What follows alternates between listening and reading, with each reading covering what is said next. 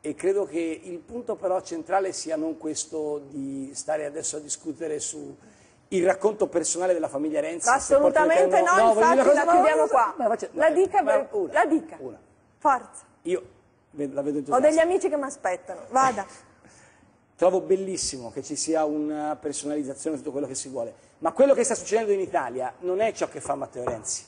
Lasciatemela dire Oddio, questo. invece lasci dire che sembrerebbe di sì. Ma non è così. E non è detto non è che così. sia un complimento. Sì, questo è un paese che si sta rivoltando, è un paese che sta cambiando insieme. La riforma costituzionale, la legge elettorale, la giustizia, la pubblica amministrazione, il sistema di Presidente, però aspettiamo di vedere un po' di risultati. Sì, parliamo intanto se vuoi. Sì. No, non parliamone, facciamoli. Parliamo degli occhiali. Perché, no, non voglio parlare degli occhiali, però non voglio neanche dire faremo. Quando poi li ha fatti, quando li ha fatti, scusi, noi ne parliamo e diremo che ha fatto il Giopez. Io oggi non volevo parlarvi dei risultati dell'azione di governo. Difatti. Perfetto, andiamo a quella dopo. No, prima però li vorrei vedere, di parlarne. La riforma del lavoro c'è o non c'è?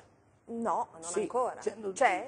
Certo che c'è, la legge delega è stata approvata, il decreto Poletti è stato approvato, è chiaro, i risultati nell'economia arriveranno. Mi sembra che se ne stia discutendo ancora nel PD parecchio o no? Lì si discute sempre, ma questo non vuol dire niente, è legge, cioè è pubblicata, è ufficialmente legge, quindi è una di quelle che qualcuno avrebbe detto fatto. Sì, non è chiuso comunque, no?